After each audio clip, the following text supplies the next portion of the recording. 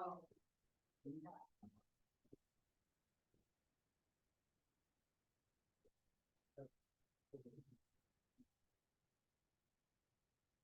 have call this morning's meeting to order. Our first item is invocation. We will have a very short prayer from the community pastor.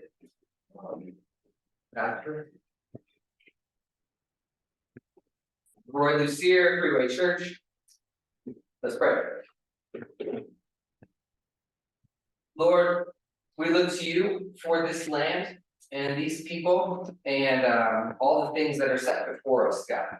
And we ask, Lord, that you would have your will and your will would be done in this place. That goodness and mercy and love and all the things that you stand for would rise and continue to reign. Lord, and we push back anything that is would harm us in this place and in our city. So we give it to you, Lord. We give this time to you. May you have your way. In Jesus' name, amen. Amen. Amen. By explanation, I understand the laws of our country allows prayer. I am a Christian. I do not impose my beliefs on anyone else. I have asked the Ministerial Alliance of Albion to manage our invocation for every meeting going forward, for those that are in the ordinary course of business and those of them that are regularly scheduled. We leave it to the Ministerial Alliance for which community mayor appears to provide us invocation. You've asked for a short invocation, simply do just what he has done. Thank you very much.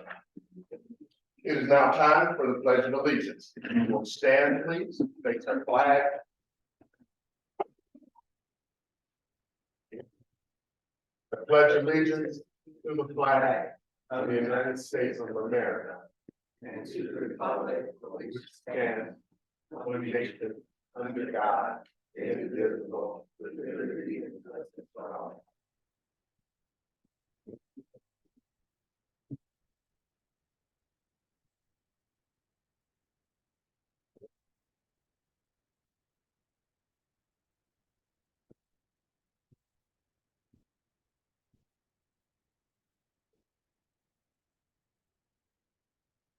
Our next line of business is to approve the agenda. May I ask for a motion? Very important. Thank you, Vicky. I will ask that we take roll call. So I didn't hear the support. Do I have support? But you made the motion. I'm sorry, I misunderstood. Support, thank you. Vicky Clark. Here. Trevor White. Here. Jerome Harvey. Mayor Snyder. Not in attendance today. Ben Wallace.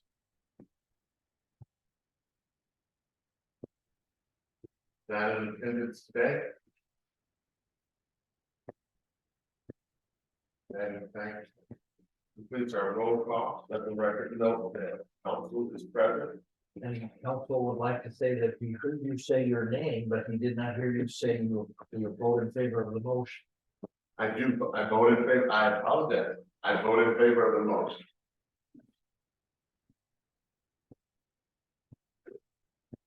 This meeting is being recorded and should be accessible to the community by way of a Zoom system.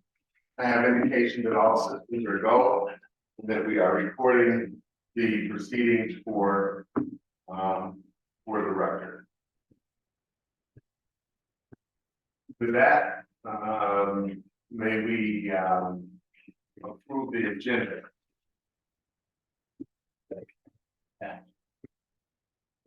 It is. It is now time for public comment. With public comment, we offer the community an opportunity to speak. We also include those of them who are in radio land. We would ask you to hold your comments 3 minutes or less. And I offer those of you in the gallery opportunity to make public comment. Not seeing any.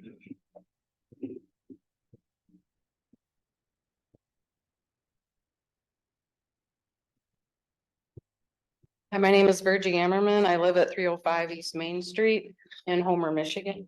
And I'm the former and hope to be future Albion Economic Development Corporation President and CEO. Are there people online? Because I'm getting some text messages. People are having a hard time getting it. Okay. Okay, thank you. I wanted to thank all of you for being here this morning. My sincere appreciation. I know that in a town as small yet courageous as Albion, everyone wears a lot of hats. So for those of you who especially are in your own businesses, thank you, Trevor. And it's hard to find someone to do what you do. So thank you for being here. Vicki, thank you for everything you've done for this community. Long-standing contributor. Thank you. To Kayla, thank you for being here this morning. I know that your mom pitches in to make that happen. Mr. Harvey, thank you. I know it's a long drive. I get 3 minutes. And Nelson, thank you for being here. I wanted to reflect on my initial interview. And I remember what one very important question people asked me was, what's the greatest asset of Albion? And I said, the youth. And I think if we are focused on the next generations that will follow what we are doing, I think you will find that focusing on the youth is critical. And when I say youth, I mean anybody younger than me. So we have multiple generations here in Albion that are looking for us to do the right thing and to create a pathway for them to have a home here in this town if they choose to raise their family, to have the experience that most of us in this room have had. So as we work toward making sure that happens, I would ask that we do the right thing today. We make forward progress in that case. And I appreciate everyone being here. I also want to say shout out to the council, city council, for the support that they are giving this board. And I know that there is much work to do. And I know both this board and the council are ready to tackle whatever comes our way. So thank you. Thank you. Any other public comments from the gallery?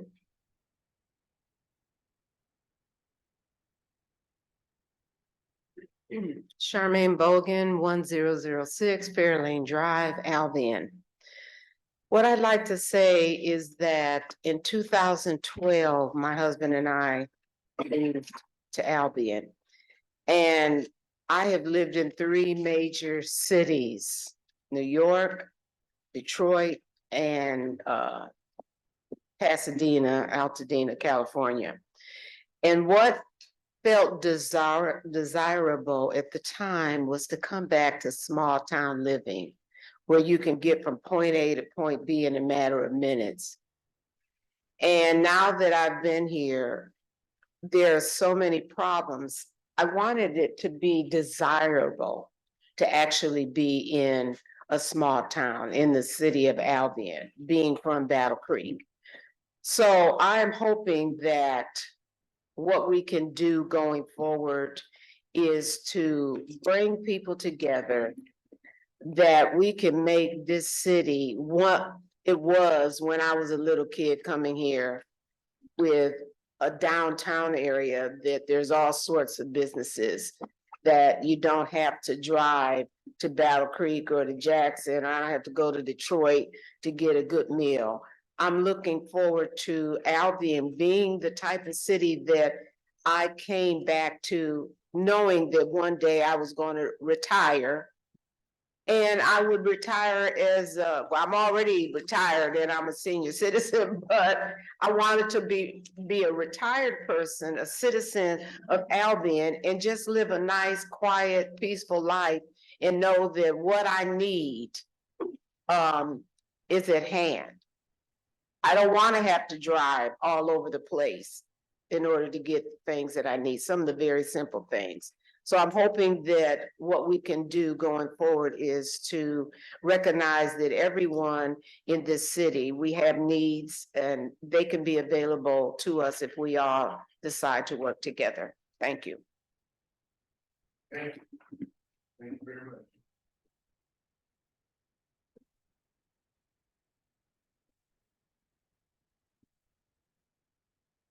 Dave Atchison, 108 West Erie Street here in Albion, former mayor. I'm gonna echo something that Ms. Ammerman said, and that was, you need to do the right thing. You're here to do the right thing.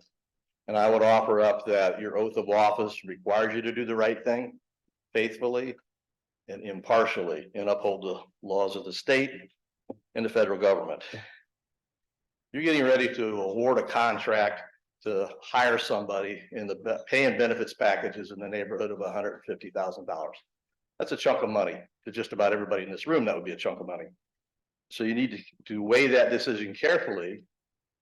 And some of you have experience in hiring employees to do a variety of things. Some of you perhaps don't, I don't know.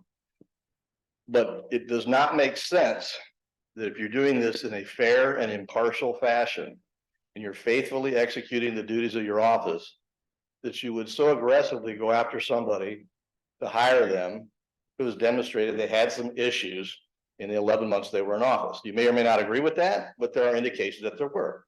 There are indications that there were fiscal irregularities, and the individual is under investigation by the state police for mishandling and destroying, deleting records that belong to this corporation. And by virtue of that, belong to the city. That's a serious matter. And so don't know whether what the individuals precisely did, but I've seen the documentation. I know Mr. Harvey has the documentation. And those are not things you should just cast aside. It does not speak to that this would be an impartial decision. It would be more to the point of saying, hey, we think there was a wrong that was done, and we're going to right that wrong.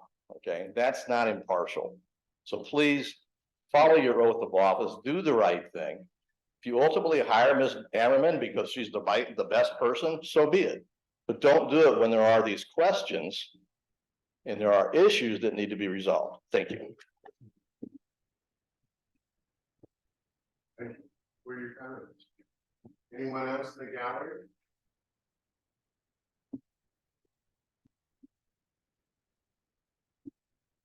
Then read 306 West Chestnut, Albion. I've been out talking to a lot of people and trying to find out what their thoughts are too.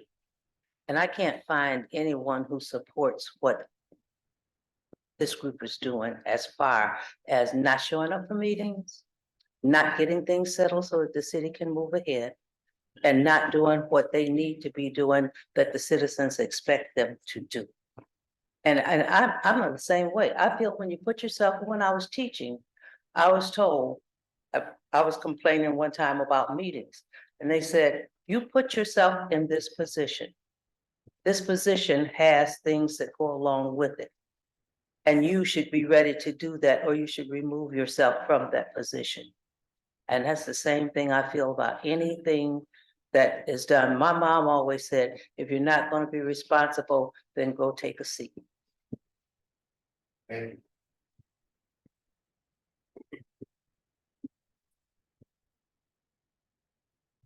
Anyone else in our gallery that may have public comment?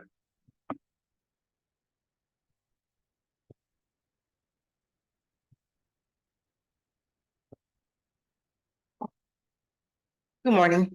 Good morning. My name is Tracy K. Tolbert. I live at 558 Riley Street in Lansing, Michigan. I have a property at 618 Austin Avenue here in Albion, Michigan. I'd like to speak to several things. First of all, I want to make sure that when you guys are doing things, you're doing it transparent. Everybody's being honest and open. The second thing I want to say is, we need to put personalities aside and stop the power struggles, because it's obvious there's a power struggle within this council and maybe even within the city of Albion. The other thing I want to know is, how much money has been spent on mediators or lawyers for lawsuits that have been brought against the city of Albion, the council, by people who have worked or are appointed or have been voted for by the community of Albion? Because it seems like there's a lot of money that's being spent to take care of things that may have been able to be addressed by a mediator instead of having these power struggles. So I'd like to know, and I would like for the record to show and for us to get the information, that type of thing that has occurred within the last 10 years. You know, how many lawsuits have been filed against the city by people who worked for the city? Because that seems to be a recurring issue here. I'd also like a copy of the city charter. I'd like to know how I can get it, the bylaws. I'd also like a copy of the AEDC bylaws and regulations that you are governed by. And I want to see this city move forward.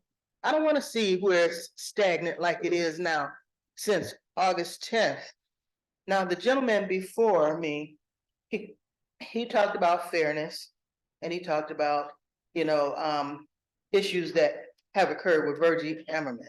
I don't know what those issues are. I think we have a right to know if people in the audience, and I don't know his position, has access to that information. Does everyone have access to that information?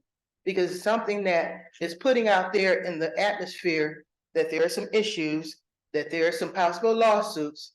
And if this is occurring, it may change the minds of some of us who support Virgie. I support Virgie. I'm gonna say it right now. From what I have seen and how I've worked with her, she's done a good job. So I don't know the issues that may be out there because it's spoke about. I would like to know what those issues are. I want them to come in front of the council so that we can see and know why it's taking so long to take care of this issue right here today. And the last thing I'm gonna say is, you have several positions on the AEDC board that needs to be filled. And we have a gentleman right here that has put in his application, from what I've been told, over 9 months ago. And so it's being held up. Is it being held up for the same reason that Virgie is here, because they have issues or something? To me, he's a stellar person of this community, has more knowledge than a lot of people that are here on this board right now, and expertise. We need to do the right thing. We need to move this city forward, and we need to take advantage of every opportunity to have good people in good positions to help us do that. Thank you. Thank you. Thank you very much. Are there any other public comments from the gallery?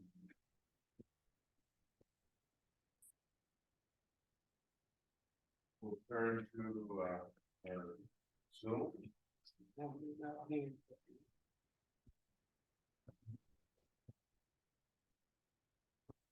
It appears that we have no hands from the gallery. This is intended for a public comment. But I will do something unusual. And Dave, I think one of the things that you said was that you have seen evidence, that you held evidence, that you had evidence. I'm paraphrasing. I would ask that you would see our council immediately to provide and share that evidence. Additionally, I have a fiduciary responsibility that if you have some information that is pertinent and you mentioned it now, then I will advise the authorities to seek you out immediately to gather that information. So if you would do that, see our council provide that, that would be great. I want to provide the same thing you already have, but I'll be happy with it. And this part of it, so. Whatever. Thank you very much. Our next agenda item is to receive and accept the board member's resignation. It's part of your packet today. We all have, the resignation of Scott Hubbard. It's this board's job, I understand, is to, accept that resignation. If you not know, council, that there's a vote needed to do that. Make a motion to accept. So move. Whether it's necessary or not, you have the motion on the floor, and I would suggest the board proceed with the vote. We have a motion that's been put on the floor. And you're a second. Been a second? Yep. Do we need a vote? Yes. You need to vote. We'll place that vote on the floor. And, make it a roll call vote, so it's clear and concise.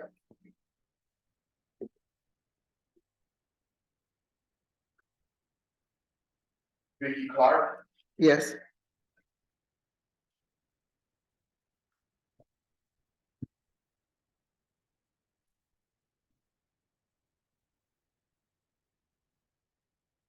Dr. White, Yes.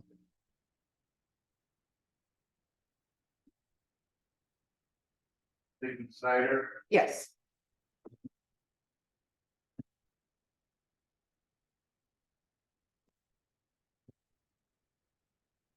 Jerome Harvey, is a yes.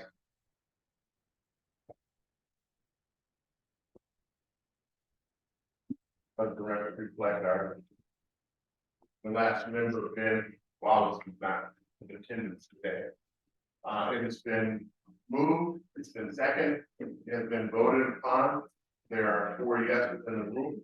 We do indeed accept Mr. Hubbard's resignation. Moving forward, we have the election of officers, treasurer, and secretary. Those are offices that are being held by Scott Hubbard.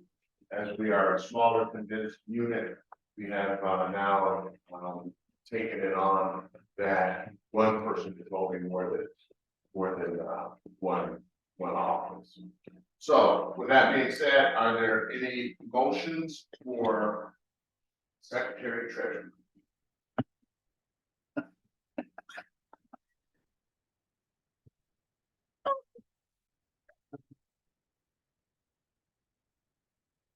Take that as a no.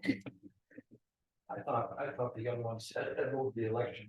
Victoria Snyder. Could be wrong. I don't necessarily speak for the child. And to be honest, Vicky, I don't know. Can the mayor sit on the executive board? I don't think so. I don't think so either. Yeah. No. There's nothing in the bylaws of the seat in the bar. I don't know whether it's in the city's charter. Right. Mhm. Say, yeah. I will look into that further, Jerome, to see if that's a possibility. I appreciate that, thank you. Yep. I would move to nominate Vicky Clark as secretary treasurer. Good. Okay, so I will honestly say that I don't know exactly what that is and what the responsibilities are. I would want to get the information to read for it.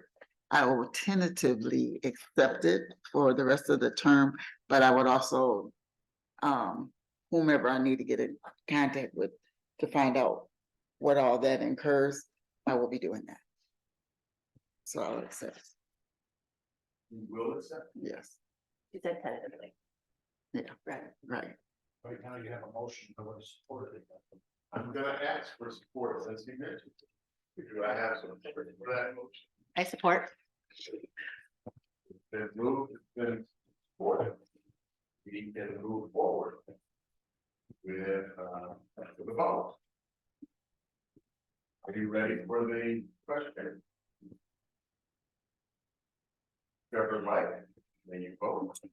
Yes.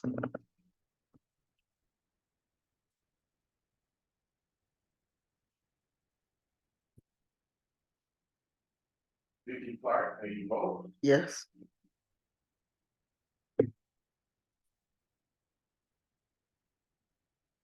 Snyder, may you vote? Yep. Yes. Ron Harvey votes yes as well. Been moved, it's been seconded.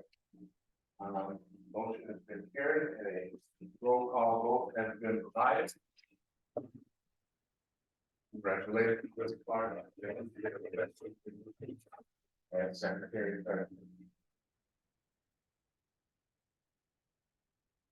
Moving on, to discuss and approve the CEO contract that is part of your packet for your review. What page is that on?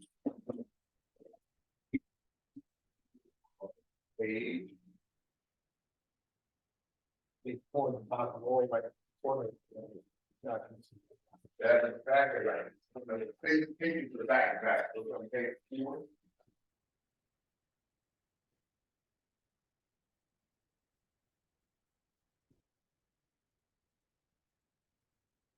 So I have a question,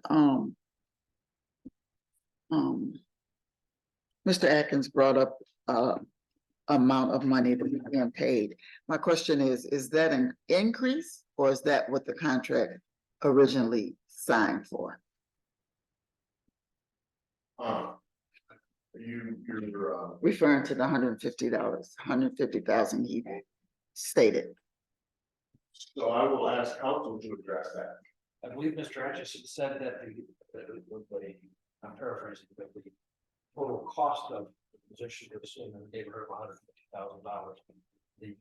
The base salary called for in the proposed contract is $5,000.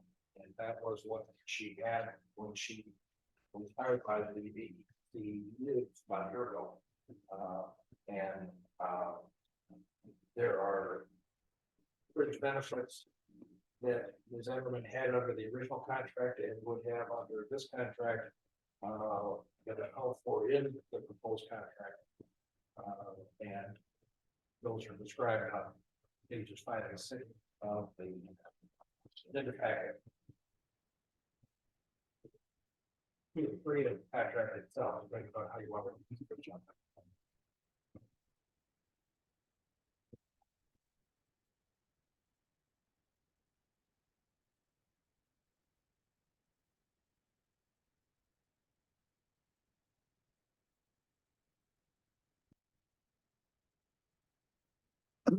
So the allowance that, for the 15,000, that's a new item that's being added, correct?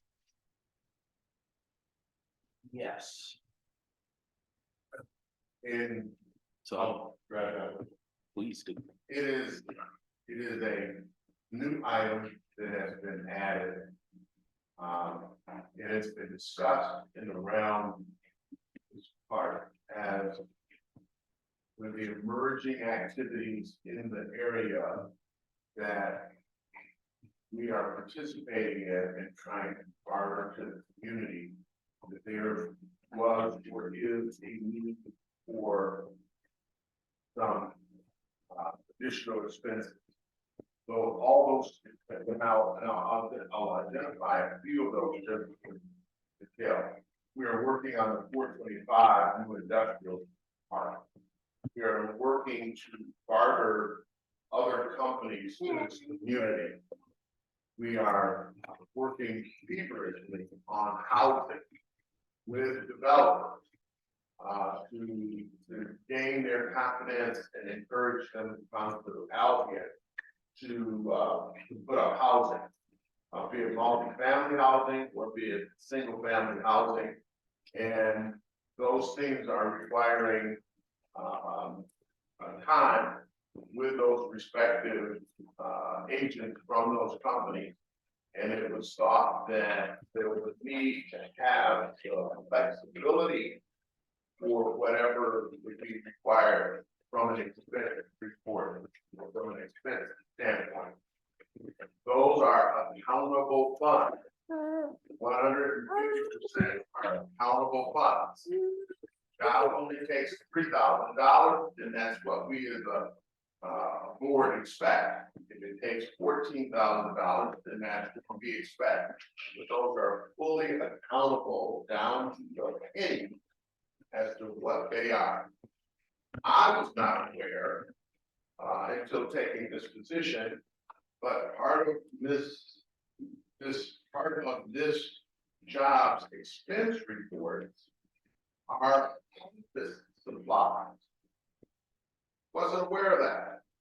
So those things are showing up in expense accounts. So that is the rationale behind the number. And it's specifically called out in an effort for it to be transparent. I insisted that it be put into this agreement so that it was transparent and that it was accountable. And so that's a little bit more background. And this part, I was given the assignment, maybe is stealing the show today, but okay. I was given a specific assignment of negotiating and working on this, and I saw no rationale in this agreement being any more than what the original agreement was, and that's how this has been fashioned. So there is no pay increases here. There is no evidence that were not fundamental to the original agreement that this Ammerman was hired some 9 or 10 months ago. So we don't have a credit card or of such to, for these type of expensive, so, for there to be a running record of how stuff is being spent there, you know, we don't have anything currently like that. Yeah, I agree with that with Vicky as well. There should be a EDC company business credit card for this type of expenditures. So I'm just curious as to where's that at for all that to be kept track. Because as a small businessman myself, I have a credit card of my own that I use to track these expenses when I'm doing my traveling, as far as expenses, meals, and things like that. I think $15,000 is a lot. And then also on here, I see a $500 monthly automobile allowance as well. So how are we keeping track of these things? And then I know, Mr. Chair, you said transparency, but looking at this document, there's not much transparency in this document. I see limited meals for development activities, and that's about it for the $15,000. And then it was not discussed with anyone else for the board. So I'm just curious, as far as what Vicky said, how are we gonna actually keep track of these things? So I think I have two great people here in the room that can address this, and I'll certainly take a go at it. As much as I have a little to learn, there is a credit card, right? But all of them furnish, Trevor and Vicky, that credit card is in fact a method of accountability, right? So there's an existing credit card that comes through the city of Albion that is used by whoever is sitting in that particular seat. The system, as I understand it, and please correct me if I'm wrong, is not so segmented that it is able to separate copies. The copies you're looking at in this room are charged on a monthly basis, right? And it goes through that credit card. The telephone for the EDC goes through that credit card. The the internet provider goes through that credit card. Okay. So everything, there's a lot of things that are going through that credit card. Just Trevor, as you mentioned, your meals and the like, all those things are going through that credit card. So if there is a dinner with a Ford group, then it goes through that credit card as well. Okay? So that is the first line of traceability. The second line of traceability is, of course, if there's, you know, a written ledger or line item that says what it was for, right? Those things are handled that way. So there is a city credit card. It is used for an enormous amount of things.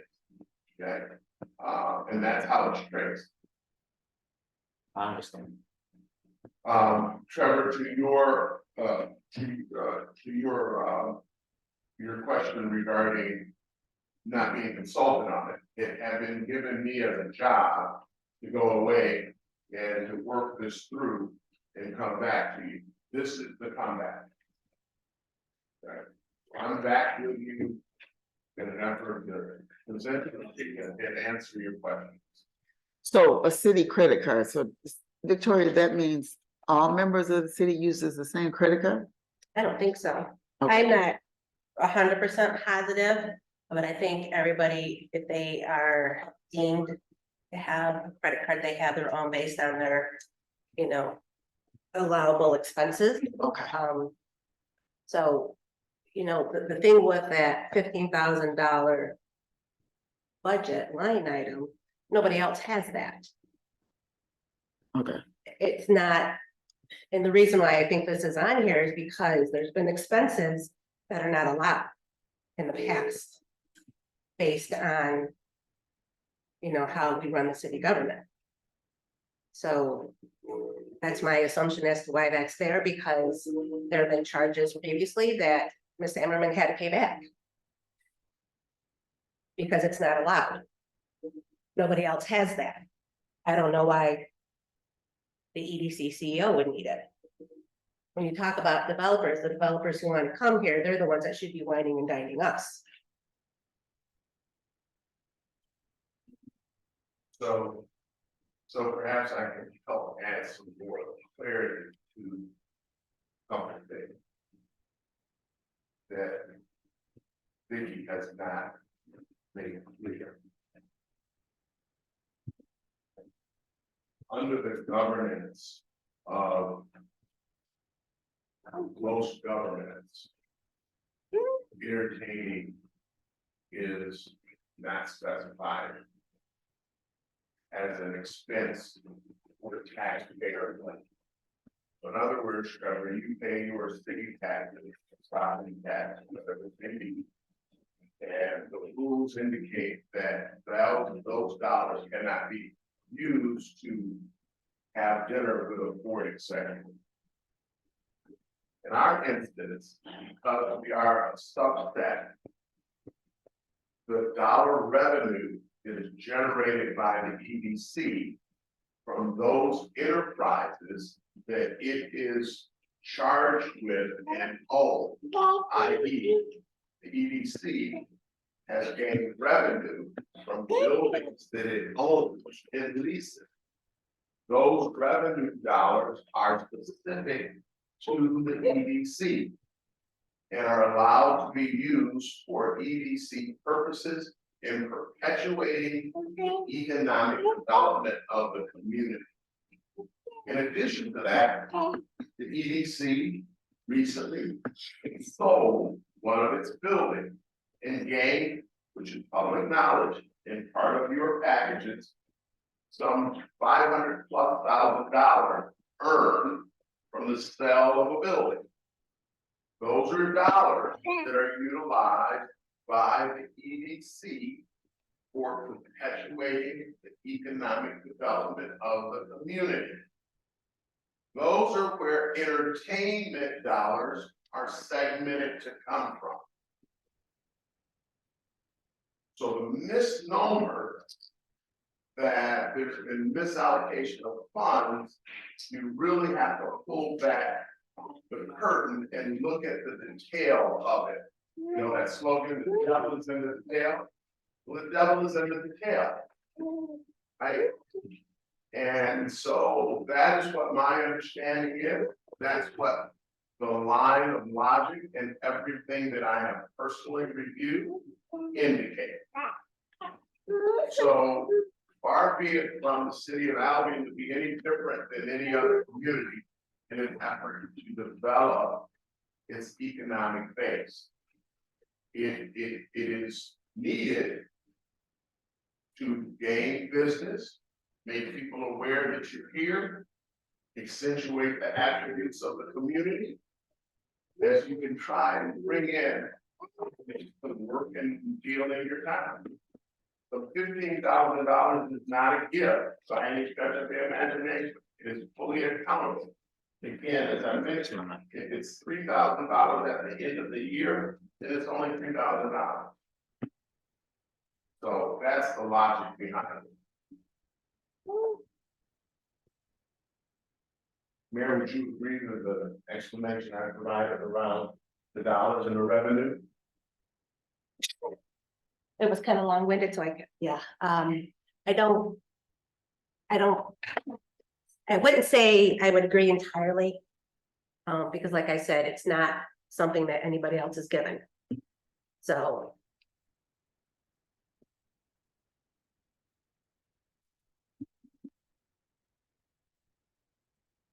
You wouldn't agree with what I said. Kind of. What she said, Okay. so what I heard her say was it's not given by others. So I guess what we need to research on this or know is other counties around us, do they have a budget line item that does this? Or is this something new that we're bringing up into this contract? This is I understand businesses, I understand that, but we're talking about governmental functions. Some may, some may not. A business, a private owned business, I have that line item. I'm a private owned business. I have to know when I do my taxes, where my stuff is going. So I understand the business side of it, but with this being a governmental form establishment, is that something that is normally done?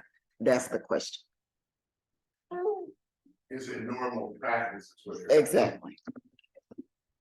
Well, that's certainly a fair, legitimate question. From my personal background and my experience with other communities, it is certainly more than fair. It is always done. It is always done. It's not.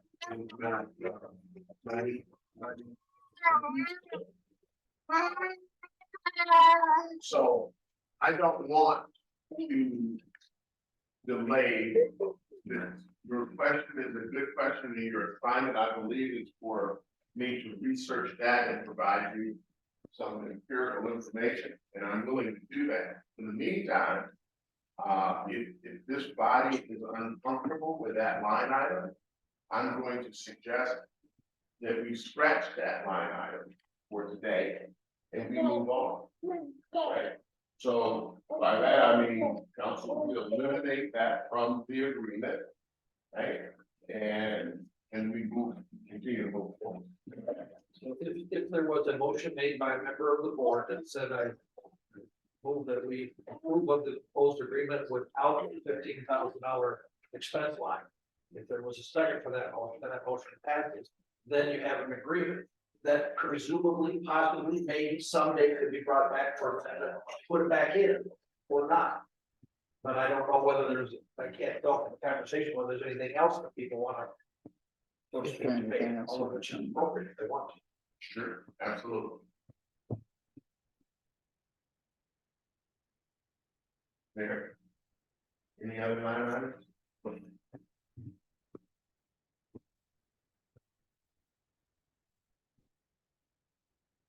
So I'll make a motion that would be removed until we know that is a standard practice.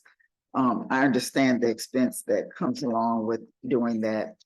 I kind of do agree with Victoria as far as when people are trying to come to you. Sometimes you're the one that's being taken out to dinner instead of you taking them out to dinner. I know it works both ways.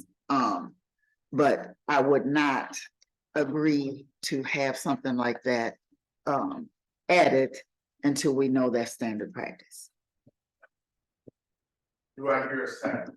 I second that. So, Mr. Chair, if I may, I'd recommend that perhaps what the part is to do is move to approve the agreement without that language, as opposed to taking it out, which doesn't say the agreement is otherwise approved. So, Right.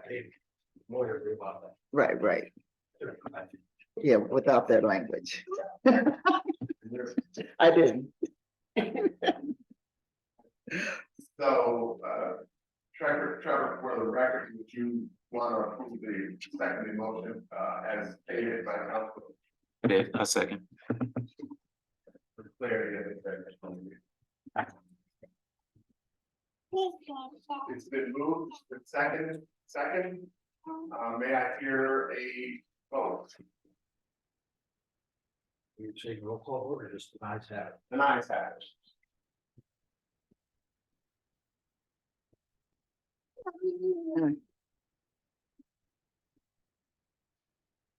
But are we voting on the contract with the amendment of that portion being removed? Yes.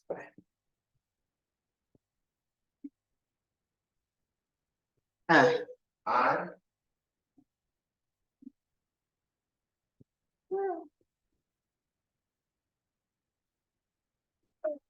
Nay. I'm sorry. No. No? No, No. Maybe let's do this by roll call. Okay, let's do this.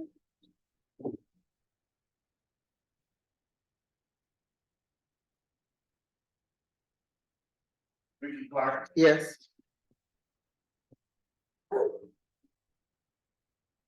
Trevor White, No. Vicky Snyder, no,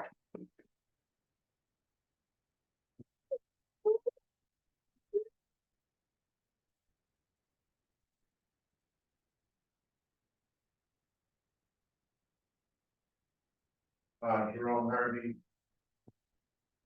Yes.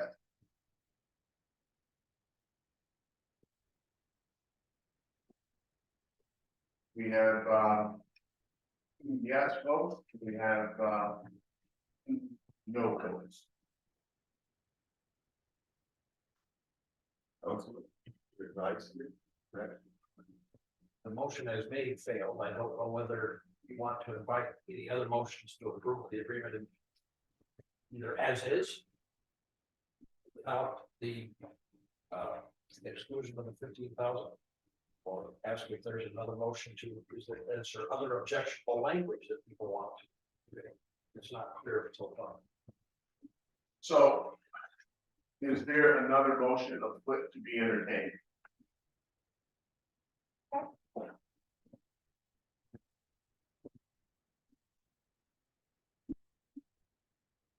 What?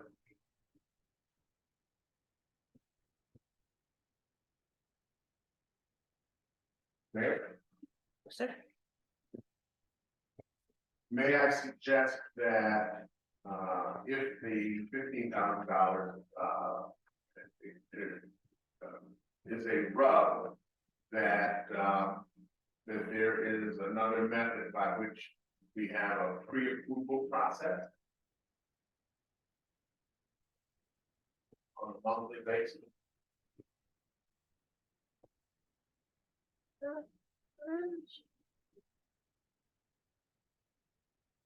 I mean, Jerome, I voted again. I mean, I voted to have her removed. I'm not in favor of putting her in place, so nothing's gonna. That was my opinion months ago, it's still my opinion. Okay. Got it?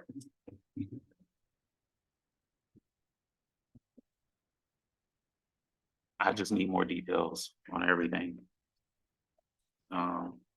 That goes back to things, public comments that were made. I think I feel the same way they feel. We need more information on a lot of things, but I also know that this contract dispute does not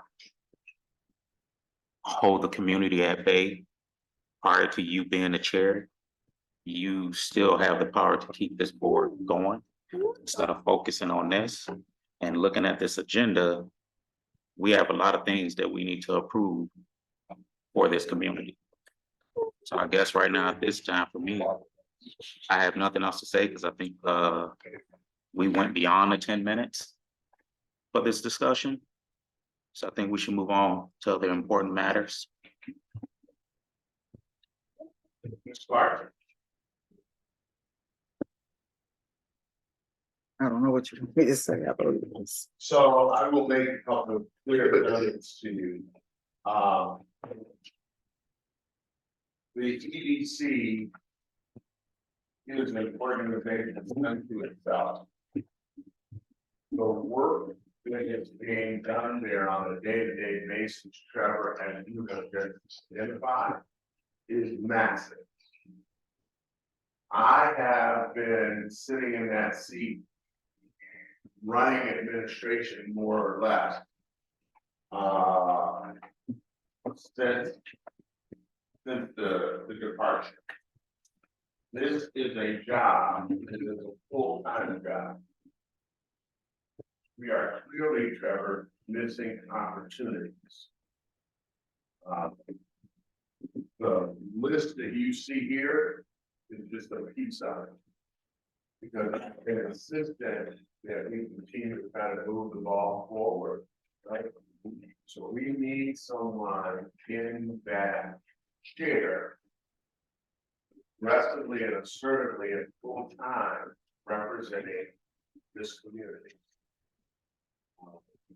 That is a requirement. I personally run 3 additional organizations. And this has now become the flag star of my day. So we need, as a community, someone in this role, fulfilling it on a daily basis. One of the complaints that I had initially as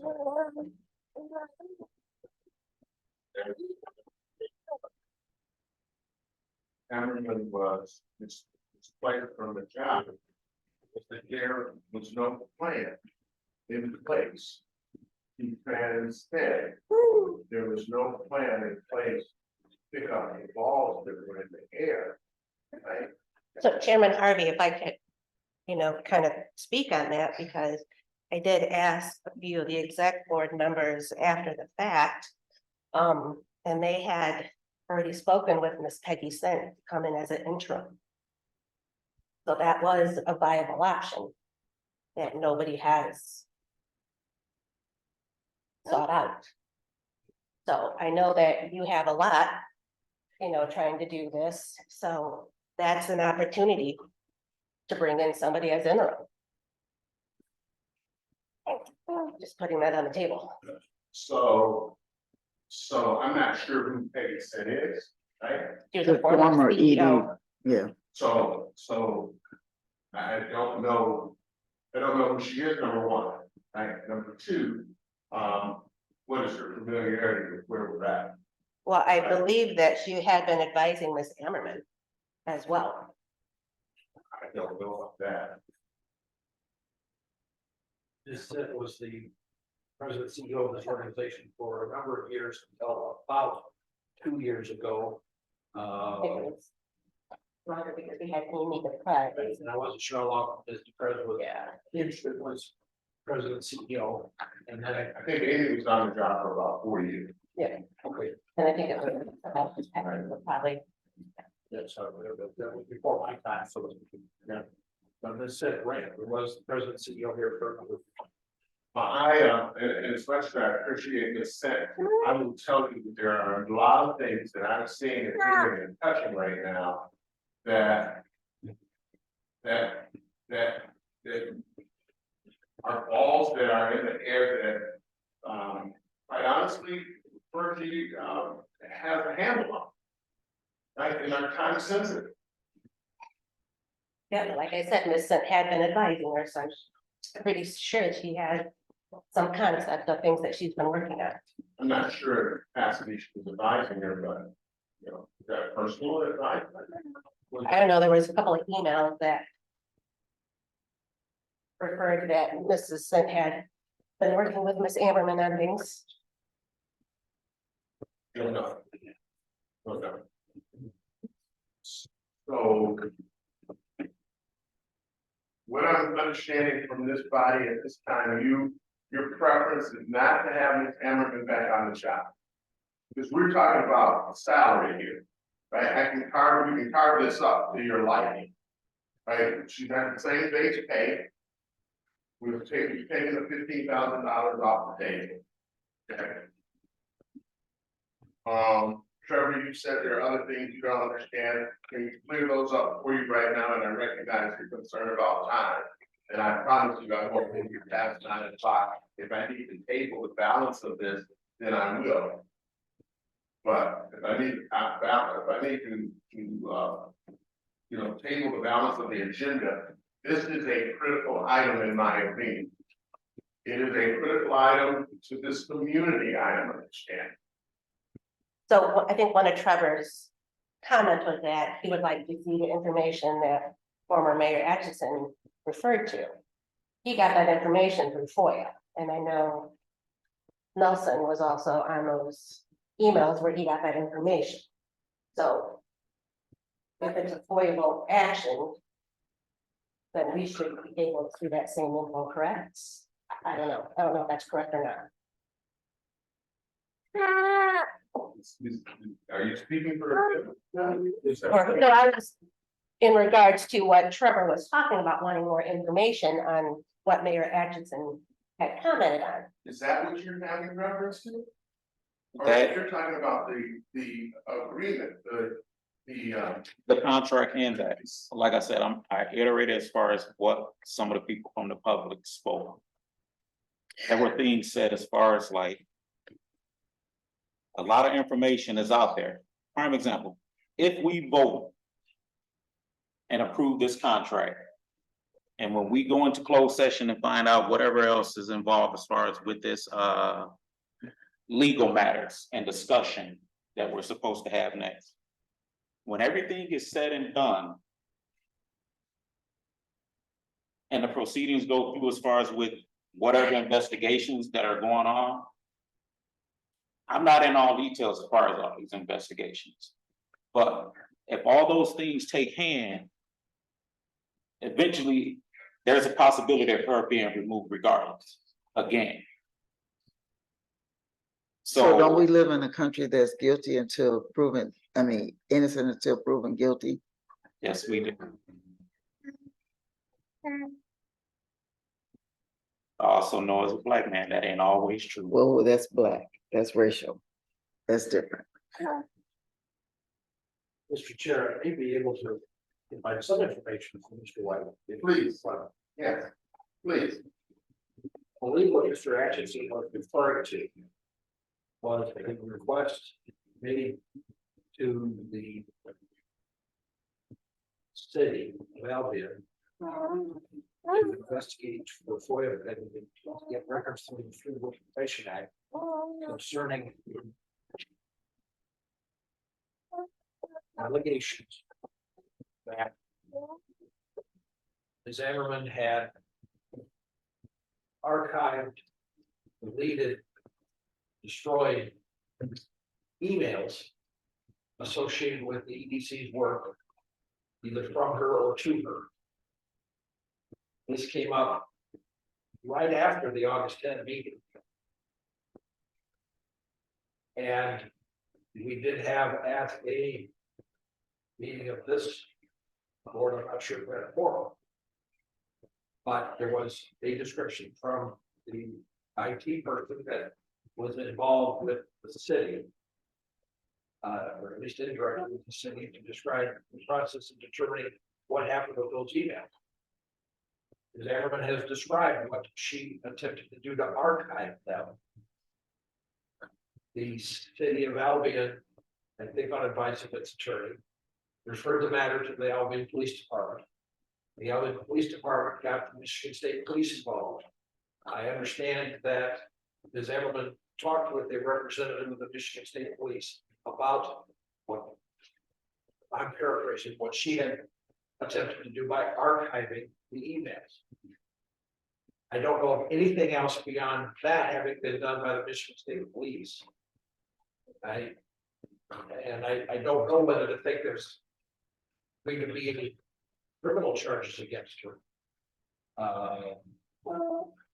There hasn't, to my knowledge, hasn't been anything yet, no charges.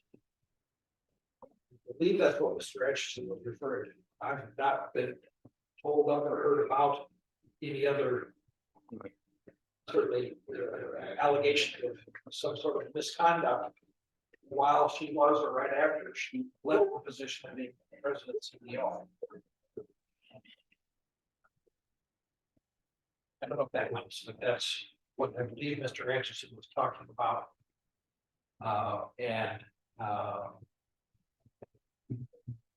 So if I hear you correctly, what you're saying is that whatever charges was being mentioned has not come to you across the table. There's no formable charges at this time that has came from the state police that's going to say, we are going to arrest Ms. Ammerman for blah, blah, blah. I've not heard of it. Doesn't mean it's not happened, but I have not heard of it. I don't know that I would either, but I haven't. Nor have I heard of it as well.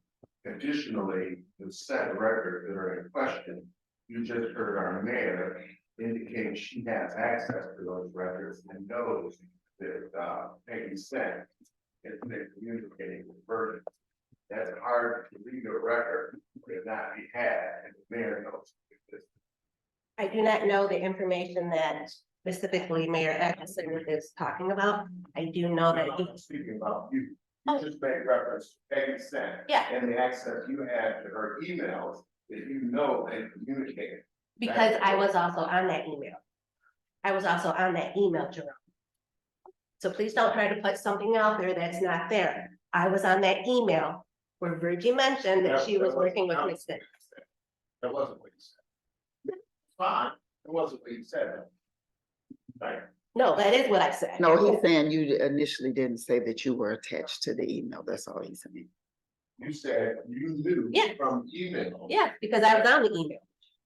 That wasn't what you said, but anyway, let's move on. Go ahead, make your point, please. No, that was just a correction. That wasn't a point. Because you were alluding to the fact that, you know, that was out there because I got that. You have access to Virgin's emails. No, Is that correct? No. I was copied on an email.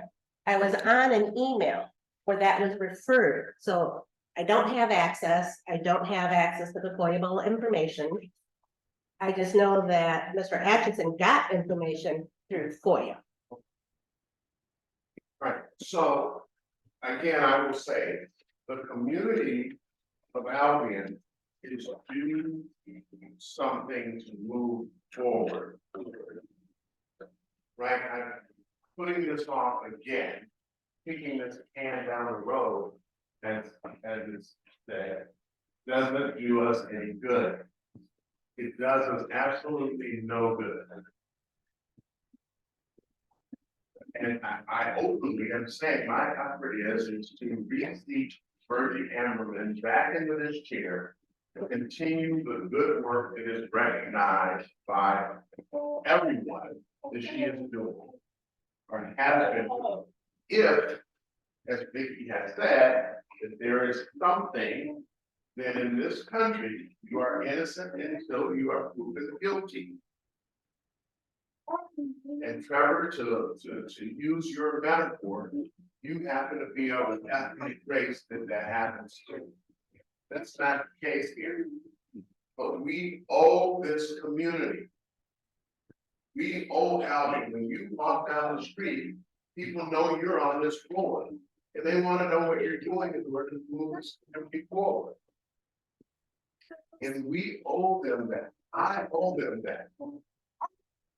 The mayor owes them that. The mayor owes them that.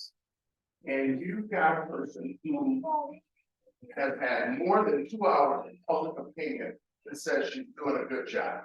You've got letters now, Ford Motor Company saying she's done a good job. That they want to work with her. What else do you want?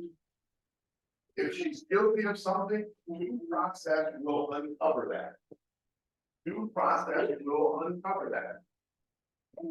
And at that time, you take the appropriate action. You got a president who's in charge of all sorts of things, and he's running for president of the United States. So don't hurt our community. Don't hurt our community by stopping this process, even if it's a transition. Even if it's a strong transition, we don't have that. So I guess what I'm hearing two parts. I'm hearing that there said charges. I've heard about other people in the community not being happy with her, that they don't get along. To me, that's personal. That's like high school grade mentality. Who hasn't worked? I've said this before. Who hasn't worked somewhere where you didn't get along with somebody, but you got the job done? We've all done it. I've been on the council and didn't like people's behaviors on the council, not the person. Let's keep that clear. But sometimes personalities clash because of what type of personality you have compared to the person you're dealing with, or the group of people that you're dealing with. The issue right now is what we need to understand. Personalities are one thing, business is another. If these charges or whatever is being brought up happens and it is said and done, then okay. Due process will take its place, and I'll be one of the first ones to tell her goodbye. Because I'm not defending something that I think, or either way, I want to find out what's coming out of it. You understand what I'm saying? I want to know what's coming out of it before I make a decision to move anybody. Because like I stated before, nobody had told me details of anything. And that's where I stand on it. So if this was such a big thing and such a big problem, why was it such a secret to not tell anybody what the problems were? We're all grown people here. You speak up and you say, I don't like her because this, this, and this. She's done this, this, and this. This is who said it. And we'll look at that. Is that pliable to the job, or is that a personality conflict?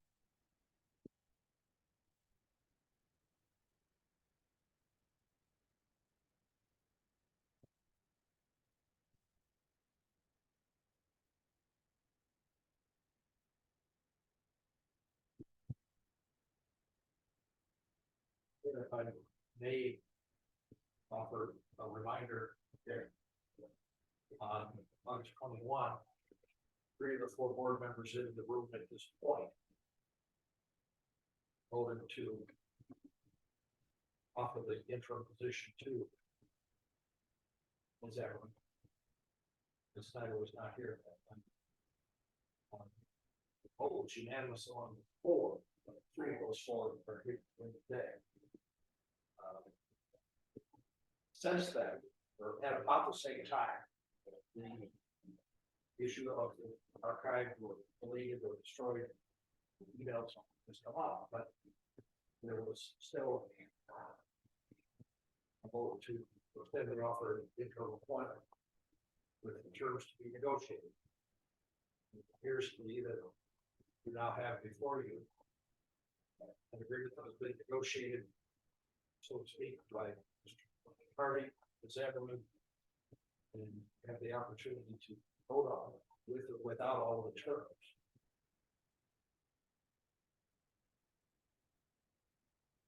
It's just a reminder. Not an admonition or a stance or a legal opinion, but you got to reminder. But it has been voted, we voted on that, right? We're voting for nothing. extending an offer for the interim position to December. Yeah, but that's the contract that we voted on, just now. What came back out of that motion was negotiations, and this is the result of the negotiations.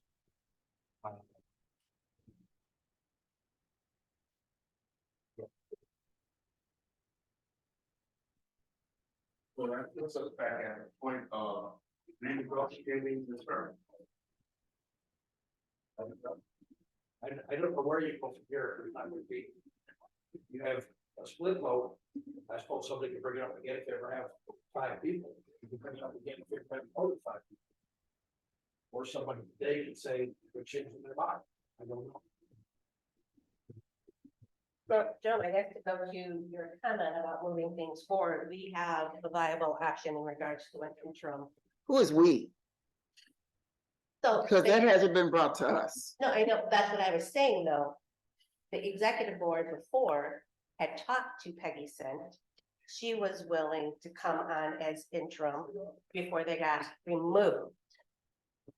So you talked to Peggy Sid before you even had the vote to take a position that you didn't know if it was going. I would say the executive team, but that's what I was told. The executive team had a backup plan. And I believe the executive committee that the mayor is referring to would have been, Mark Rubin, Scott Evans, and I'm sorry, Annette, thank you. It's my opinion, even if Peggy Sint was brought in, Peggy Sint was in the tenderum or the term of when the city started going downhill. When everything started leaving and everything was falling apart. But I felt so it's an interim until we can get a search firm. For somebody that didn't do a good job when they were in there doing it. Right. I would differ in opinion on it, but that's your opinion.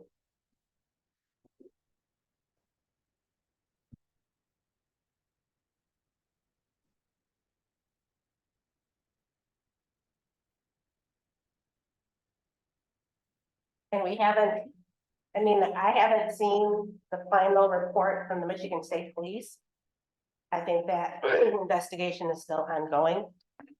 So like you were saying, like nothing's, no charges have been brought yet, because I don't think the investigation's completed yet. At least we haven't been told that it has.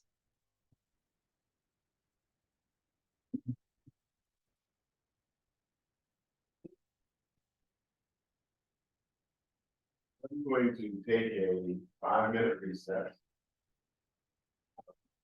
And chat with council. We'll return in 5 minutes. I gotta leave. The meeting was supposed to be done at 9. This one's not gonna last much longer. I told you we had a family emergency and that's why I have her. And so I figured we'd be done at 9.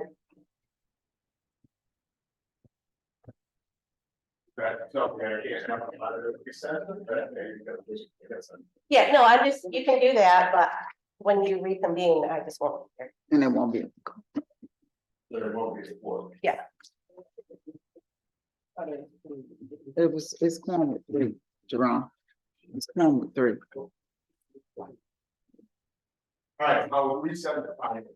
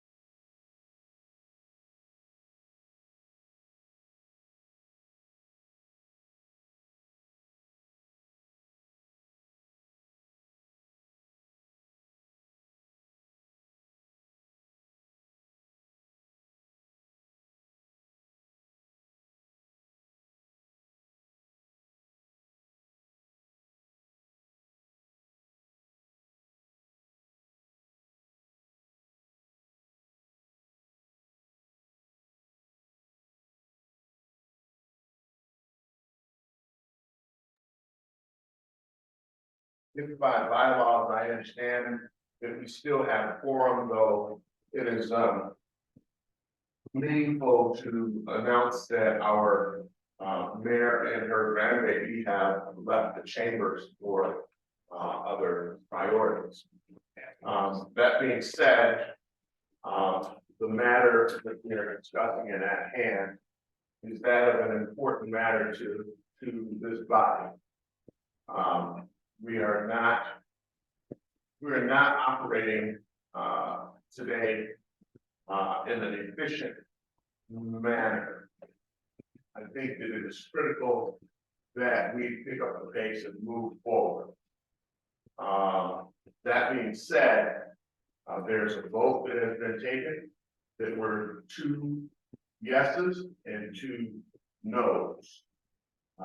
That leaves me in a position that what I gain from that is that this body is not content with the agreement that has been put before it, and it is my job to present an agreement that they will stand behind. So that I take on as an assignment unless I have interpreted what this body has said incorrectly. Mr. Chair, if I might suggest, I don't know whether anybody has heard anything this morning since the 2-2 vote that changes any opinions. If there has been, and if somebody wanted to move to do something different, perhaps that's one last thing that could be done this morning. If nobody wants to make that motion, or if it's made and not passed, then perhaps you move on with the rest of the stuff. I think that, the reference that Victoria made, as who have talked to it to be the interim, Trevor, I know Trevor hasn't lived here for a long time. I don't have a problem with that extent. I know her personally, I've communicated with her. And it's not directly toward her as a person, it was towards the EDC's function at that time. So the suggestion that's being made, without any of us knowing, that's why I made reference to what I did, because I personally know of contracts and things that were supposed to come through during her term. And the board's term that is there, that it didn't happen for reasons such as didn't want to get tax rebates and stuff like that. And didn't want to cause another business to have competition because of whatever the reason, the people that was talking to them. And I know these things from doing homework. And I personally worked for Mackie at the time. So I know we're taking a vote, but what I propose is we need to look at, she left, I asked Trevor if he has any, if he's still standing with the vote, or has he heard any additional information that might,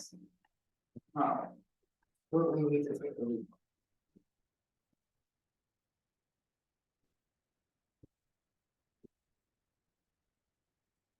You're addressing that to Trevor.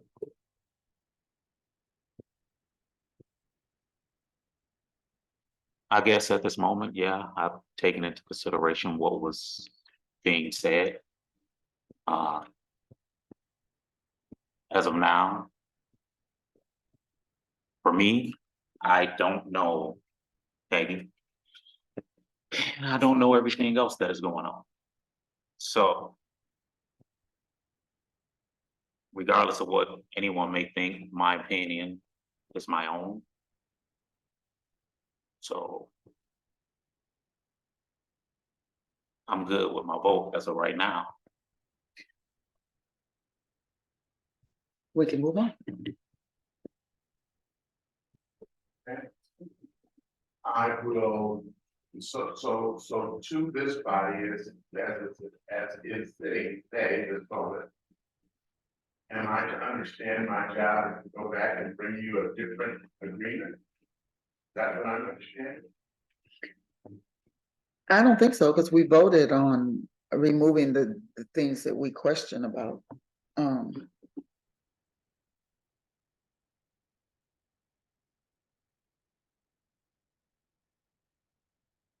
maybe, there's some information that Trevor needs to have. Maybe you guys need to do some dialogue and some catch up because he hasn't been to meetings for him to understand what's going on.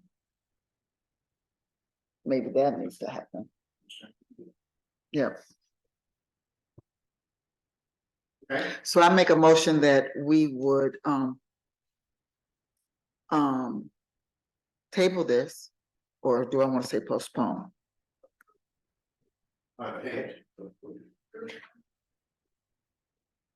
So I don't know that you need to do anything specific about the contract. Mhm. It didn't pass. If it comes back up again. Okay. Okay, And what I think I'm hearing is a suggestion that perhaps the board, EDC board members can be given more information than they already have about the status of the so-called investigation into the email.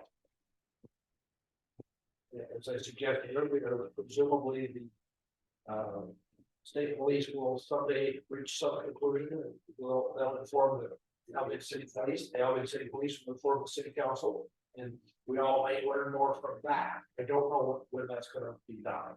I don't know what's going on with the state police.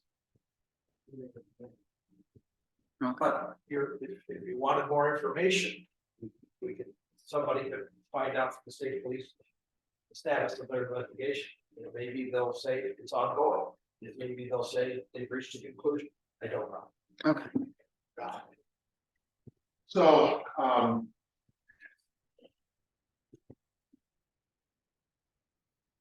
I will pass this around for your knowledge base. It is a letter from one of the community church, Macedonia Baptist Church, I believe. And it's number of signatures of community folks there that are in support of Bergie Ammerman and her efforts. We are a body that, quite honestly, represents the city, but that's the idea. I'm not hearing us quite follow what the city is asking us to do. The vote has been taken. We will represent this matter. Any questions? Not yet. I'm sorry. Any questions we ask? No. We'll come.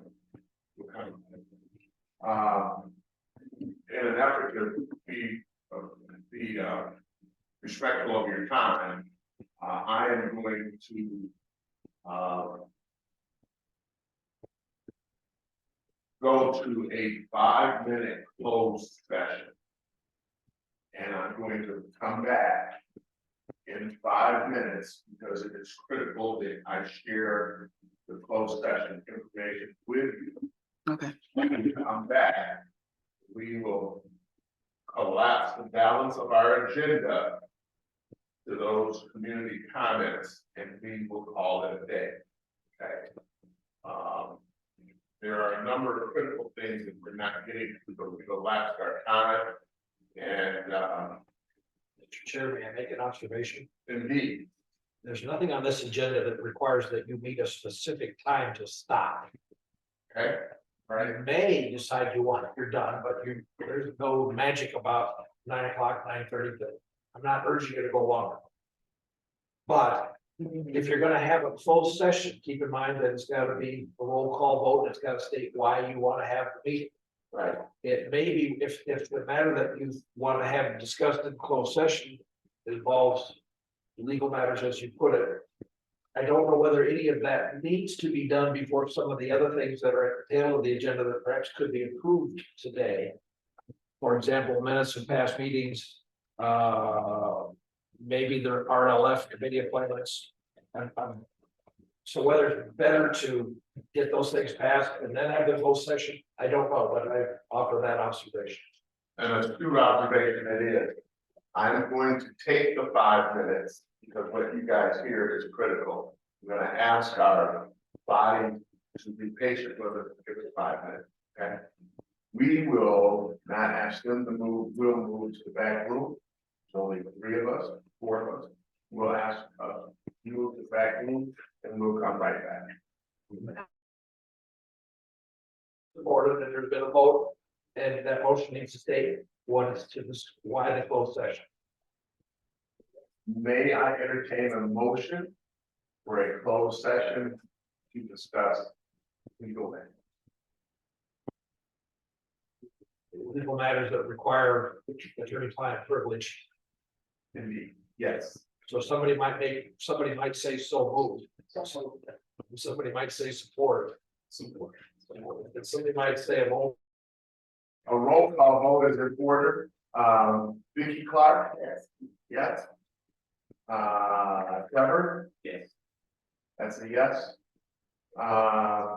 Mayor is no longer here. Not. And Jerome Harvey, yes. Okay. We'll stand adjourned on recess for 5 minutes.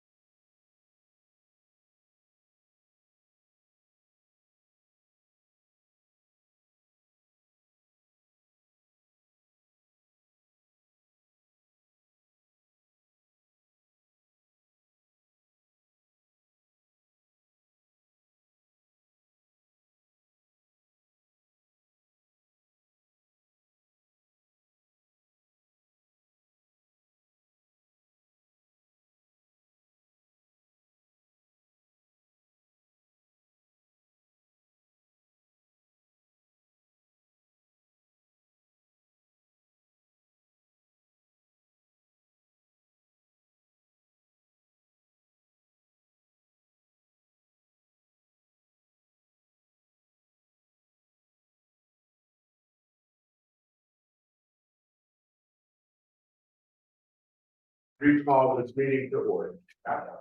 Need a roll call. Back to.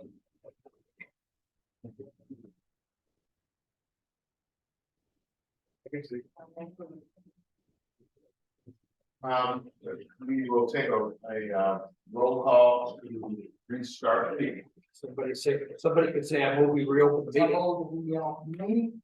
Second. Been moved and seconded, we start, restart our session. We concluded our closed session. I will add to the record that there is a motion to conclude the closed session. You might hear a motion. Vicky just made it, everybody supported it. So it be said that closed session has come to an end. It's not a roll call vote. You need to actually vote on that motion. Very good. We will take a roll call vote. Getting good at this now. With my little tablet here. Vicky? Yeah. Yes. Trevor? Yes. Yes. Jerome Harvey? Yes. Mayor is out. So we have a roll call vote in favor of the closed session being completed, and we will move on with our meeting. There are just a number of things that need to be looked at. I'll take you to item 10 to approve the minutes. I make a motion to approve the minutes. Do I hear a second? Then moved and second, and we need a roll call vote. If I may, as suggested, the movers clarify, is that for all of the minutes? Because there's 3 sets of meetings there.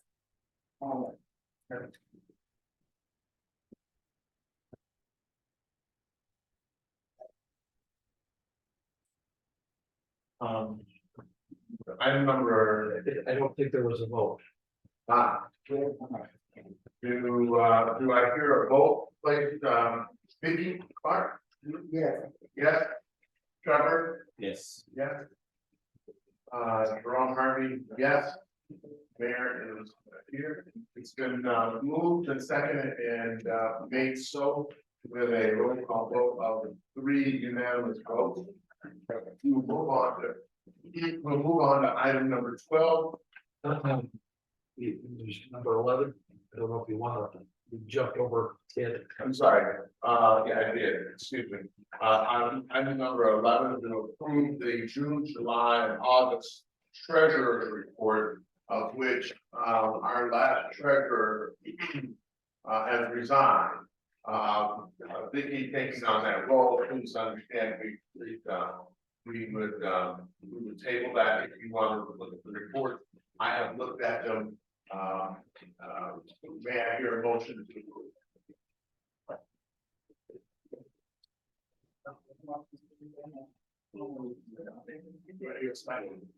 It's been moved and a second has been given to approve the May, June, July, and August treasurer's report.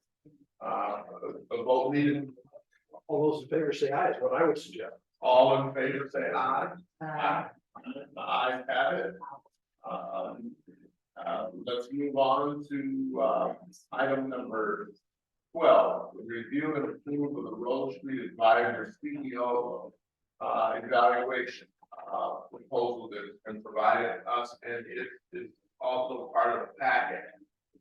Trevor, you've been out traveling a lot. Are you familiar with this? Do you need any background? Rose Street Advisory, Rose Street. is that HR or something? Is that where you? Yes. No. Do I hear a motion to accept item number 12, the Rose Street Advisory? So I have one question before we go forward. So does this mean that we will start paying them immediately, or does it mean it won't start until we actually have the session where they come in and start? Vicky, for transparency, this is the work that they will do for us around the CEO evaluations. That's a package unto itself, right? And if you both recall, that was part of how we got down this road. Yes, we've done it. So payment will start immediately because they already started. As the work is done. Okay. As the work is done, please understand, they are doing other work for us right now. Okay, right, that we are paying them. Let's go to item number 13, review and approve the revolving loan. Committee appointments. Mr. Chair, I'm sorry, but I don't know whether there was a motion to do anything on number 12. I'm not saying there had to be, but I didn't hear if there was. I thought, Trevor, did you second the motion? No, he didn't put a motion at all. Okay, then my mistake. May I get a motion to approve the Rose Street Advisor CEO proposal? So move. I hear a move. I hear a move. Can I have a second? May I hear a verbal yay or nay? Yay. Yay. Yay. Okay. It's been moved. It's been second. A verbal approval has been given to item number 12 for the Rose Street Advisor CEO evaluation proposal. Going to item number 13, the review and to approve the revolving loan fund, the RLL, better known, its committee appointments. And it's part of a subcommittee that the EDC manages for the revolving loan fund. The details are part of your package. Can I hear a motion to approve the appointments?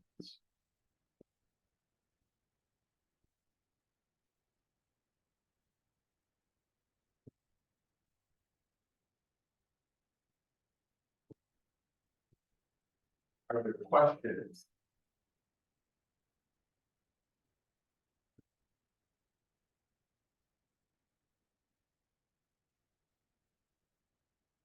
Are we appointing people or approving funds regarding RFL? You are approving committee members for an appointment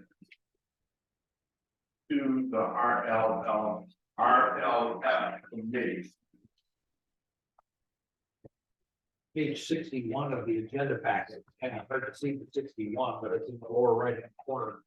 It identifies the recommended members. Okay, that's that program. So moved. Do I hear a second?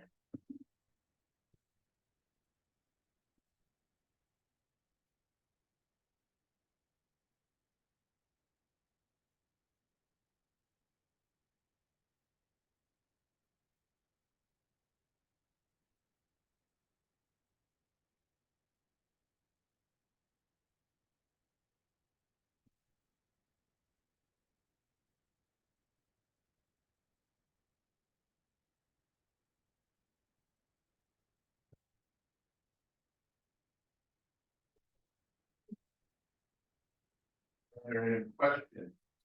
I'm speaking in a second. I said second. Yeah.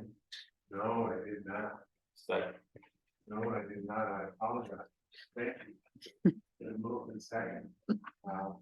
For the record, we'll take a vote. Jerome Harvey, I'll go yes. Yay. Yeah. Yay. You're unanimous. Yays. You've been approved, second and approved. Congratulations to new members of the RLF. Thank you for your service, a number of those folks that stay working diligently for the community. Sometimes. Item number 14. Is review the Dale County payment from the RLF fund. That's on page 62, describing the detail of that.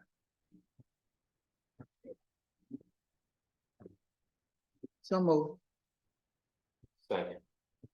So it has been moved and second has been divided, to approve the payment for the Dell Carnegie funding to be paid by the RLF fund, which then will be reimbursed to the RLF as the grant is completed and all of the prerequisites are fulfilled. That money then will be paid back into the RLF fund.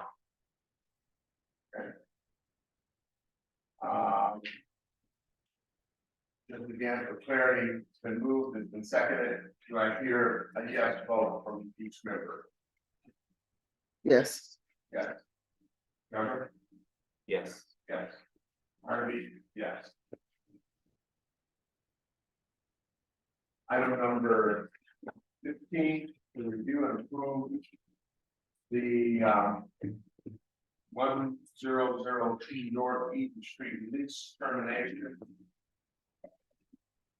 I am going to ask for a motion to continue this matter for our next meeting.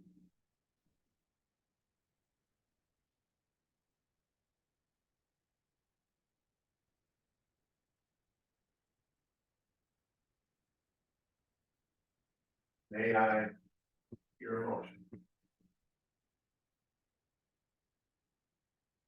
Motion. Motion? I have a motion, can I get a second? No. I want to know, where we at with this, where we're standing. The attorney can give us a quick thing if they agreed.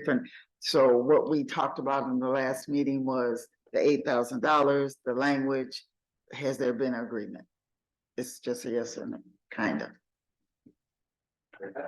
The proposal was release the settlement agreement that the ACF attorney sent to me is, I believe, consistent with what this board said it approved. It involves a payment of $8,000. That assumed that the October rent hasn't been paid, or I don't know whether that's the case. And it otherwise was a broad release. EDC releasing ACF, ACF releasing EDC, and all of the individual board members and employees of each are releasing any claims they have against each other. And there's a non-disparagement clause that says the people involved on the boards are not going to disparage the other. There's no language in the non-disparagement program paragraph that would suggest that any children, grandchildren, or great grandchildren of any board member cannot at some point say something disparaging of the other organization. I'm being a little snarky and I apologize for that. It's okay.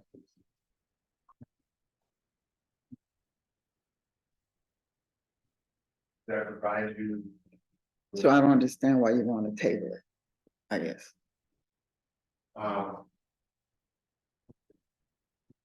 Trevor, you looking, so you have a question. Oh, no, I wouldn't be able to answer a question. I'm good. Right. So I have continued to say that I have a problem with this agreement.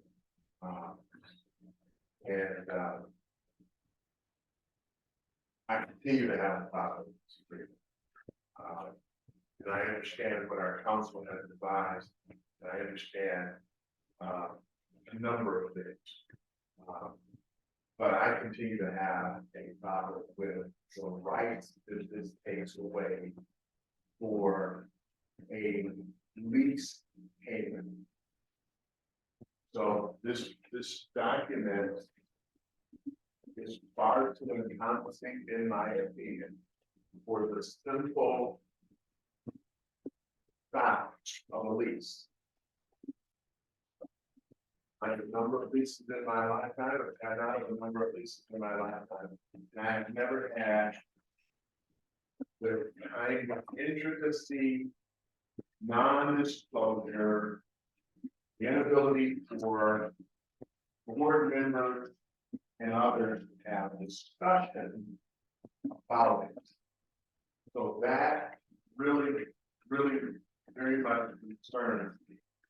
Um, this talk about, successors and so forth and so on, we're simply getting out of the lease. So that troubles me, and I think that it needs further review. I understand that, but I make a motion because this has been on the table for a while. I think we need to get some things settled here. So I make a motion that we go ahead and vote for this, and not to table it. And take a vote and see if there's any other members that, because that's your personal opinion, Jerome. It is. And let us vote and go forward. Do I hear a motion? I just did. So I'm not sure, in this part, I'm not sure what your motion was, but. So I want, I want to decline the table. Because there was no second to that. So you don't have a motion to table. So no somebody motion. Make a motion to approve. So I make a motion to approve the agreement, the contract agreement. All right, I hear a motion to approve the agreement as it has been put in front of us today. Do I hear a second? Trevor is seconding that motion. Are you ready for a vote? Yes. This will be a roll call vote. Ms. Clark, Yes.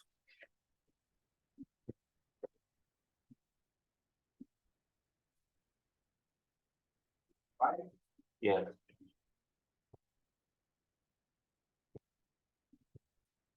and Harvey is voting no. The motion and the vote. Pat, This is Jeff, Mr. Chair, and I apologize for not bringing this up out of place. Somebody wanted to say, I move that any board member be authorized to sign the agreement on behalf of the EBC. That'll make it easier to know who's going to sign this. so with that being said, from council, we will ask for the motion. Thank you very well, Fred.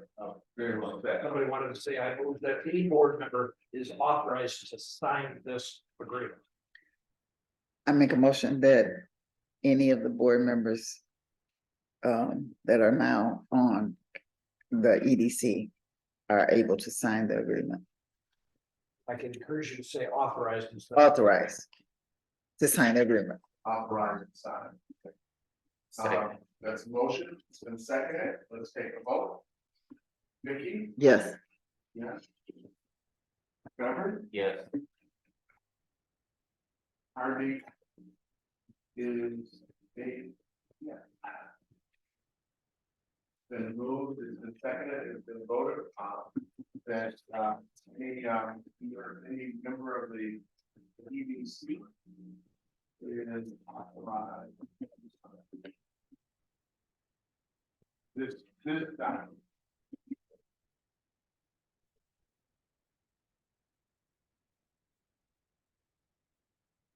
Number 18, I make a motion to approve, to excuse the absent member, Victoria, because she had to leave early. So, let's go to 16, thank you very much.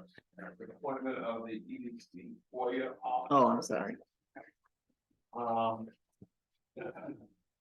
Is there motion, it is part of your packet as well.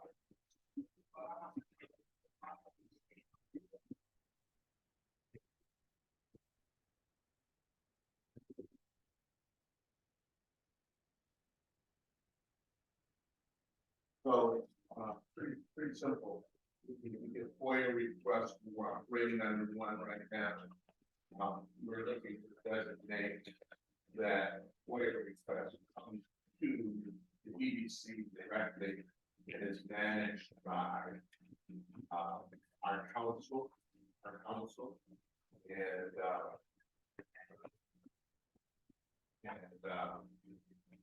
that is the core of the FOIA kind of request. Currently, FOIA is going to the city of Albion, and And we would like those lawyers to have a present to us. That is the core of it.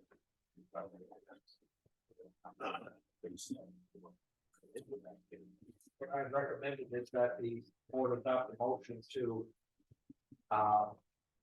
to identify whoever is the president, CEO, and the attorney for the EDC as the point out officer. Whether we like it or not, as the moment of that, we could get adopted, that leaves you with me. And that may change at some point in the future. Never since I'm aware of it. Can I have a motion to make it so ordered? Trevor? Motion. Motion. Motion. Second, Second, it's been moved, it's been second, we'll take a roll call vote for clarity and sanctity. Trevor, you voting yes? Yes. Trevor is a yes, yes, yes for Ms. Clark. And a yes for me.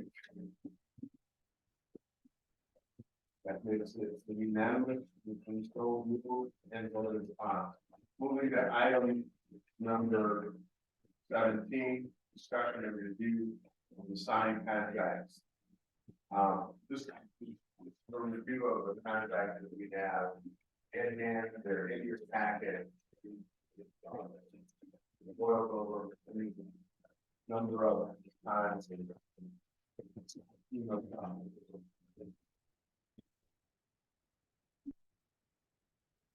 so move, Have you had opportunity to review it? When you ask the question, have I had the opportunity? I have to say yes. Is there anything on Steve comfortable with that? No. so move, All right. We have second, Trevor? Second. Thank you. Trevor, you vote yes, Yes. Ms. Clark, a yes, yes, Harvey is a yes. They're in fact, it has passed. Our next board meeting is November 2nd, as a note to you all. Motion to, excuse the absent members. Trevor, can I have a motion? I'd already made it, Okay. second, Second, all say engaged for exclusion. Yes, Yes. yeah. thank you. That pretty much covers it. Is there any closing comments by our audience?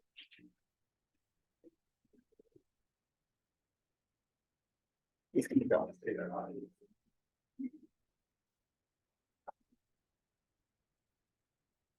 Ronnie 7710 West Erie Street, Albion. It's so obvious that we do need a leader for the EDC board and for the EDC period. And it's unfortunate that people can't move beyond their feelings, their personal feelings, to make something happen for the city. And it's actually embarrassing. This meeting today was very embarrassing. I still don't understand the fact that if you had a quorum of 4, you still had a quorum of 3, that you couldn't take care of the business at hand. I missed that. A quorum of a board of 5 would be 3. Yes, We had an excess for a while, yes. but the quorum still existed even after Mayor Schneider had to leave. And I'm wondering, why didn't the business been taken care of with the 3? It was, well, everything. No, when there was a opportunity to bring Ms. Ammerman back on board, was that a possibility? Well, there was a vote when there was 4 people here. There was a vote to, I'm sorry, Mr. Hardy. That's okay, go ahead. It was a stalemate, basically. Exactly, it's a 2-2 vote and nobody changed their position. So with the 3, could somebody have made another motion to go on with the vote? Could have, but nobody did. There wasn't support for doing so. He wasn't changing his vote, so It didn't matter if he changed his vote or not. But Is it- there it was was, 3? there was no motion. That's what I'm saying. So I don't understand why it didn't move forward even with the 3. It didn't make sense to me, and that's why I said it's just absolutely ridiculous that we can't move forward with the business at hand. I mean, you don't have to respond, I'm just saying, there was an opportunity to move forward with what you had, whether Trevor or whether one person disagreed or not, you still had 2 votes that would have made things work. It would have, it wouldn't have been no different than the last meeting if one person didn't show up. Who didn't show up would have showed up, you would have taken care of the business back then with 3 people. So I'm just praying that we get the type of leadership in this city to help move the city along. Things that are obviously right there in our hands that could have been taken care of and it was not. I felt that the ball was dropped on today. And if it's gonna be like this, just let them have and do what they wanna do.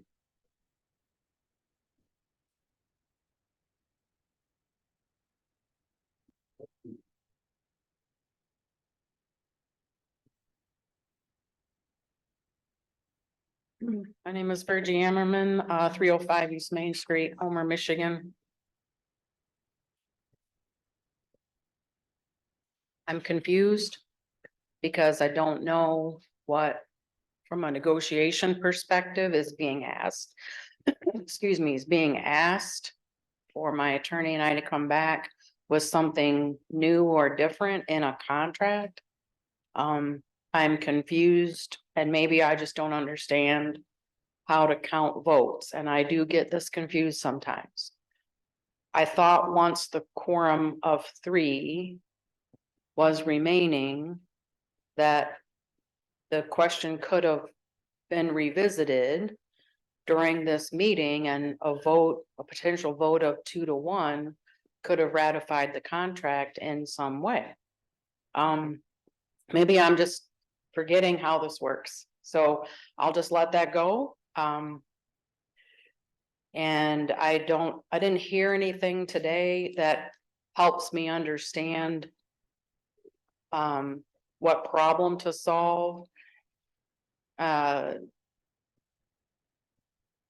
there's nothing that can be done from my perspective to help move this process forward.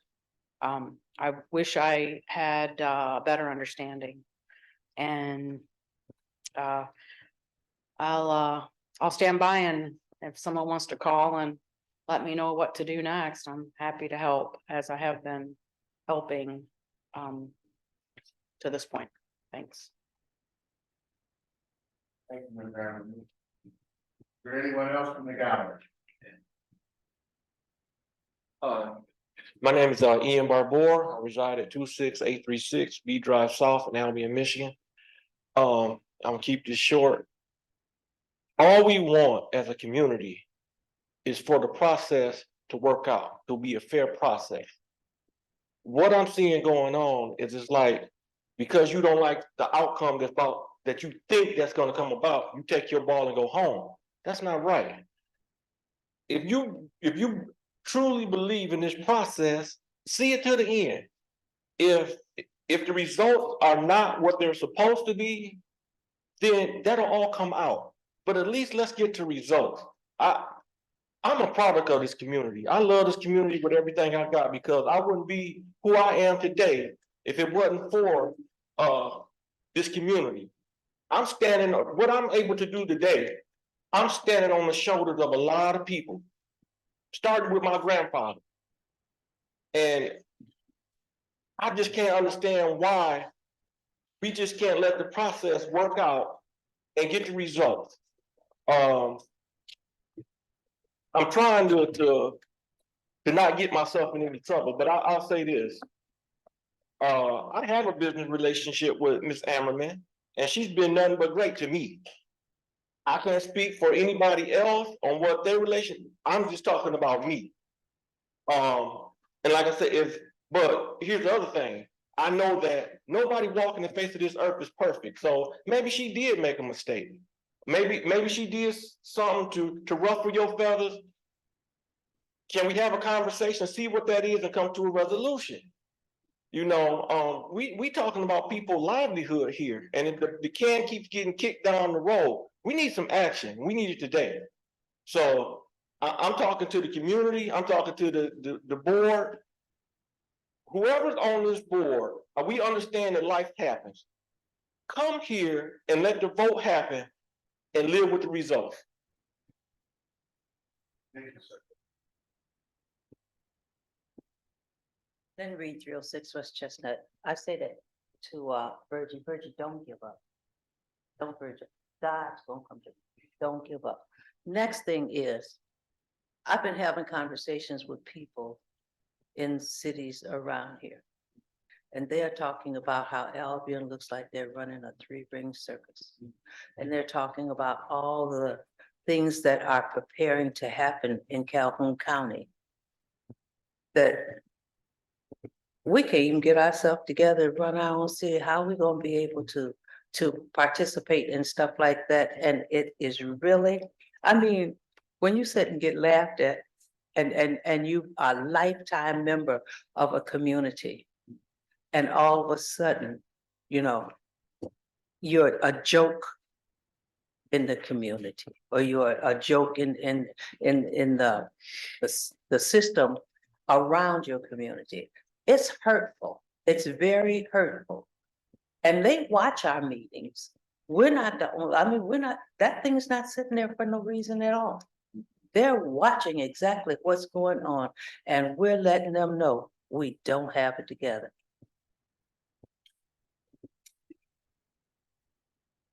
Thank you. Anyone else from the gallery? We'll prepare to go to the, Zoom, if you have anyone.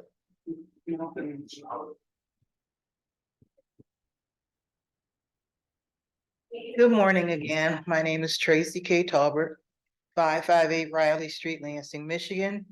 I have a business that will be open soon, or gonna be open at 618 Austin. This meeting today has been an eye-opener as others. Some of the things that were brought up was distressing and alarming to me when I hear of someone getting up talking about a replacement or interim person, and none of the other people knew about it.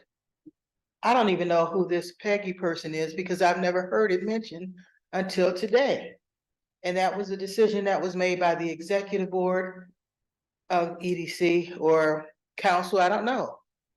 But we had the former mayor get up and give information, which he had FOIA'd, and he said he would share it with me, so I'll get it so I can find out what all of that is about. But it's amazing how, you know, we keep getting additional information, and it seems like there's a meeting outside of this meeting where people have talked to each other and shared information with each other that the board members here have no knowledge of. We have been going through this process for some time. You can't get a quorum here. People don't show up. Then when they do show up, they can only stay for a few minutes. I understand there's emergencies and situations that arise, but you have a duty to this community to make it move forward. And right now, all we are doing in this community is just looking foolish, because month after month after month, we keep doing the same thing and not getting any results. We need some results for Albion. We need to move forward. We need to grow. I grew up here. I love Albion, and I want to see it become a city that it used to be. I get emotional because we should not be going through this. We should be moving forward. We need to make a decision, and we need to make it soon, because we're gonna miss out on a lot of opportunities and a lot of great people bringing their knowledge and expertise to this community. I love Albion. I appreciate all you guys try to do, but we need to move forward. Thank you. Thank you. Yes. I do want to say one thing around 17 West Erie Street. That I did not mean to brow bash you all or beat you up about what happened today. I want to thank you for your service, because this is your time. You didn't have to be here either. And you were here from the beginning and you're here till the end, and that speaks volumes as far as I'm concerned.